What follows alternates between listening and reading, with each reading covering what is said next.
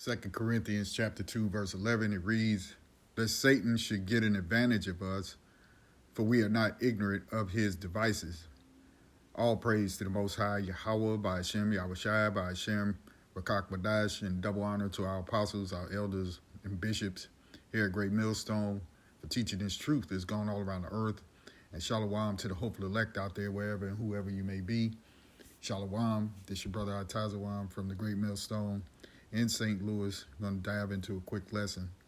All right, this is the first scripture that we're reading, 2 Corinthians 2 and 11. I'll read it again. "Lest Satan should get an advantage of us, for we are not ignorant of his devices." And that's a true statement, obviously, because this devil is always trying certain things to carry out their agenda, particularly here in Babylon the Great. Now, in just a few seconds, I'm gonna insert a clip here, all right, that came across a TikTok feed that was put in our chat, by the elder brother here. And once I watched it, it just sparked me to go ahead and get into a lesson. And in this clip that we'll watch, this man, he goes into making a statement about what's called the Black Swan event. Now, you've heard us mention that over the last few years, 3-4 years, really ever since the CV-19 happened. Okay, and so what we're going to do first is get that definition of what it is. Okay, here you have it from AI Overview. It says, "A Black Swan event is an unexpected event that has a significant impact and is difficult to predict." It goes on, the term is often used to describe negative events, such as financial crashes. And that's what this clip is going to go into, of how basically the elites have strategized how they're going to basically bring financial catastrophe across the globe through this insurance basic scam, okay, of what's going on out there in California. All right. And it says also natural disasters or T attacks. The term comes from a Latin expression that presumed black swans didn't exist because they were never observed. The term was popularized by Nassim Nicholas Taleb, a former Wall Street trader, in his book Fooled by Randomness and the Black Swan. Here are some examples of black swan events. And you see here 2008 housing market crash. And that's something that this man goes into as well. This event led to the Great Recession and was caused by loose mortgage standards, which led to a housing bubble. And in that, for those who remember that, basically predatory loans came out of that. Okay, people lost the values of their homes. All right, everything tanked, if you had a home. All right, and so the whole mortgage system had to be basically restructured. And following that, it has 2001, the dot-com bubble. This event occurred when technology companies invested heavily in the internet economy, which led to inflated stock prices. All right, when growth and business results fell short, stock prices dropped and many companies shut down. And see, that's what happens when you play the stock game, all right, because they have these so-called analysts, all right, and these I forget what you call them now. It's above the common stock.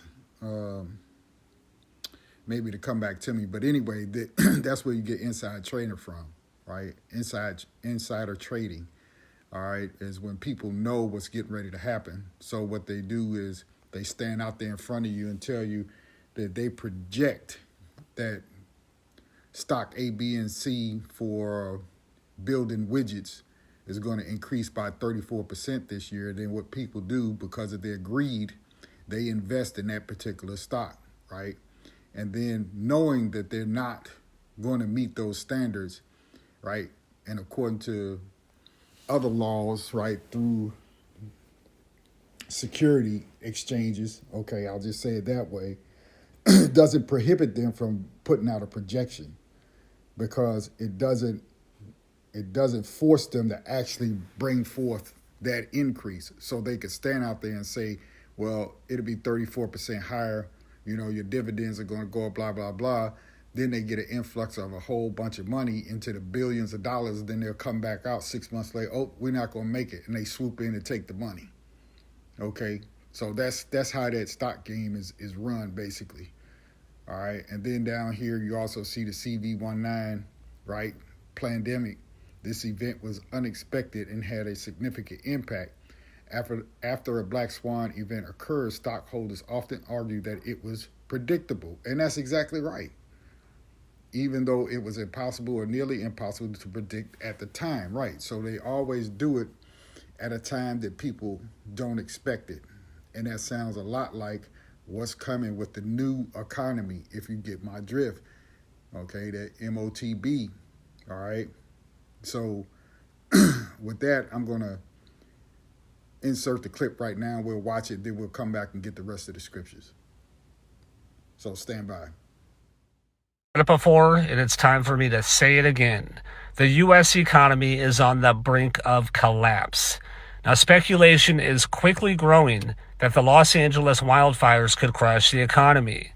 Now, the amount of losses far exceeds the net assets of the insurance companies and the banks, which could lead to financial collapse, not just in the U.S., but globally. Now, insurance companies are now facing over $60 billion in losses. You heard that right, $60 billion in losses, and that's only 10 days into 2025. This number exceeds losses for years from 2011 through 2020, and we're not even 2 weeks into 2025. Now, the insurance companies are going to be forced to realize hundreds of billions of dollars in currently unrealized losses, and that's to pay out on these claims. This is going to create huge potential for a global financial crisis domino effect. Now, more than 10,000 buildings and homes have been lost in California, and at least 10 people have died. Now, silver and gold will continue to reach new highs in the coming months as inflation continues to roar. Now, Bank of America and several other analyst firms, they are now anticipating zero rate cuts in 2025 as inflation continues to rise. Now, insurance companies, they are not going to be able to pay these claims. The only way out is that the government is going to have to bail them out. They'll borrow the money from the Fed, and the American taxpayer, just as usual, will be on the hook for paying the insurance company's settlements. We've all seen this happen before. It's very much reminiscent of what happened in 2008. Now, the scale of this is absolutely insane. $50 billion in combined losses is basically a black swan event for insurance markets. Reinsurers are going to be scrambling to reprice everything nationwide. So you can expect your premiums to skyrocket, especially if you live in a high-risk area. This kind of stress is going to ripple out all over the U.S. and eventually all over the world. Mark my words, guys, this is going to happen soon. Now, what's happening in California is just the tip of the iceberg. It's going to be the beginning of a very long and drawn-out and ugly saga. The financial implications are going to ripple across the country. So please pray for the people that lost their homes, their businesses, churches, schools, stores, and everything else. 2025 is off to a bumpy start, and it's going to get worse and worse. Now, I've said it before, and I'll say it again. 2025 is going to be the start of the greatest financial crisis in the history of the U.S. Mark this post. You're going to want to see it later. All right, so we're back. All right, and before I forget, the term I was looking for was called hedge fund. When it deals with the stocks, those are the ones who have most of the insider information. All right, so now with this fella giving his opinion, all right, so that's all it really is his opinion. And we know that everything that's going on is the workings of Yahweh Hashem Yahweh Shai, all right? Because the Lord works both sides. He works the left hand, he works the right hand, okay? So even though these people think that they're controlling everything, it's really not them. But Babylon's got to fall, all right? The whole financial infrastructure will eventually crash down, right? And they have to have something happen in order to, as we were saying before, bring in the MOTB, all right, to calm and soothe the people's emotions and nerves, all right. But for those of us, we consider ourselves the hopeful elect. We're waiting on Yahweh Shem Yahushai, all right. And in fact, that is who is bringing this kingdom down. Okay, so let's just jump into this. I'm not gonna make this real long. Proverbs 29:2, it says, "When the righteous are in authority, the people rejoice. But when the wicked beareth rule, the people mourn." And that's what you have now. You have all types of people mourning over their losses, all right? When they thought that they were secure, when they thought that they were safe in their luxury homes, multi-million dollar homes and properties, all right? Since we're speaking about, California, particularly out there, they were comfortable in their status in life, all right? But yet and still, when you see these things, you know that it's the wicked that is ruling right now, all right? And so even some of the wicked are being punished by their own people who are the wicked, you see? So we'll move on from there and go to the next scripture, which is Job 9:24. "The earth is given into the hand of the wicked." So everything that you see, the Lord ordained it, all right, for the wicked to have their time upon the earth and to rule in their own wicked kingdom, right, and to wreak havoc amongst all the other people, okay, because that's what they do. Esau, Edom is the wicked, okay.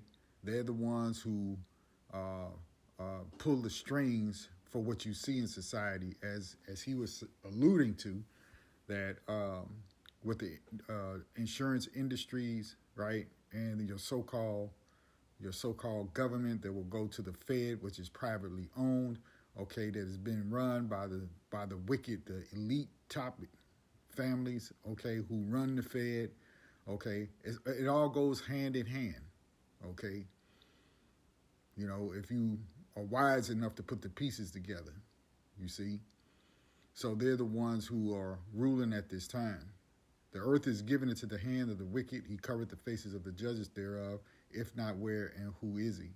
You see? So these people hate righteousness. They covered up the faces of the true judges, the Israelites. And if it's not them, then who's doing it? Okay? So we know that's who it is. All right? But again, speaking, let's see, Salakia, let's get this one. Let's get this other one first. Let's go to Revelation 13 and 16, right? "And he calleth all, both small and great, rich and poor, free and bond, to receive a mark." And as we always go into, that mark is charagma, okay? A etching, a cutting, a stamp of some type, right? Which will go under the skin for their MOTB, right? In their right hand or in their foreheads. "And that no man might buy or sell, save he that had the mark, or the name of the beast, or the number of his name. Here is wisdom. Let him that hath understanding count the number of the beast, for it is the number of a man. And his number is 603, right? It's 666 or 666. You see? Which is that numerical barcode that they want to control everybody's movement, control your life, your finances through that. And so they have to create a financial global catastrophe, all right, in order to make everyone feel safe, okay? All right? Because people are suffering a great deal of loss, okay? Let's go from there to Salakia. We drop that. And we'll go over to over here to Luke. And as you see here, it says return of Mashiach. All right. And this is what we're patiently waiting on, you see. But you got to go through all of these times, these trials that you see.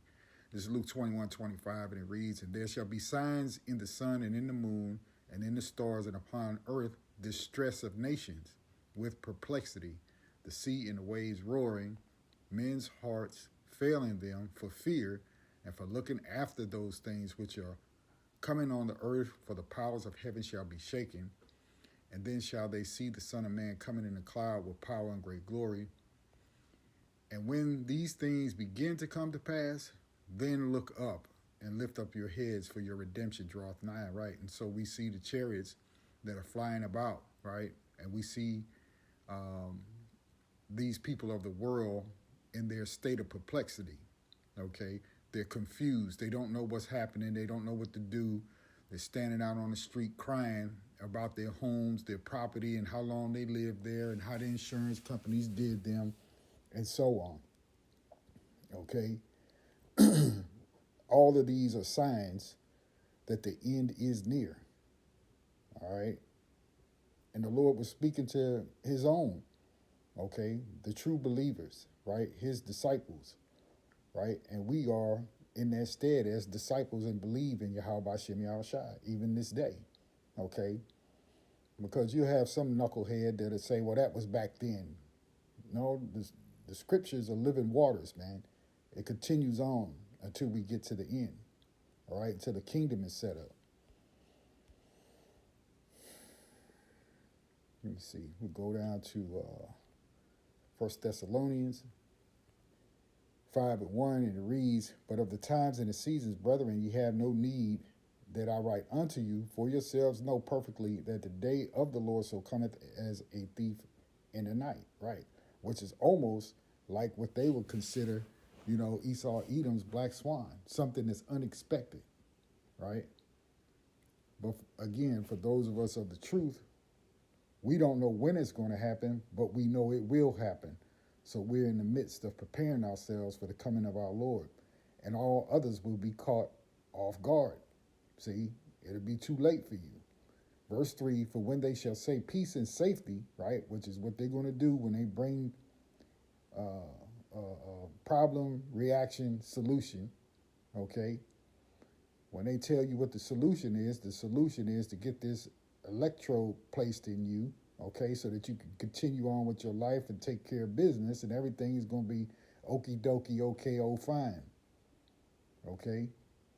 For when they shall say peace and safety, then sudden destruction cometh upon them, as travail upon a woman with child, and they shall not escape, right? You will not escape the destruction of the Lord, especially for you Negroes, Latinos, and Native Americans who decide to stick with the world, right?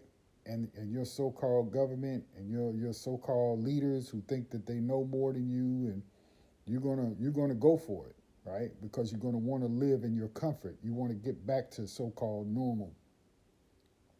Not gonna happen, all right? But those again are the brothers and sisters and even the young children that believe in Yahweh Shem Yahushua, the hopeful elect. Ephesians 5:15, see then that ye walk circumspectly, not as fools, but as wise, right? Where do you get the wisdom?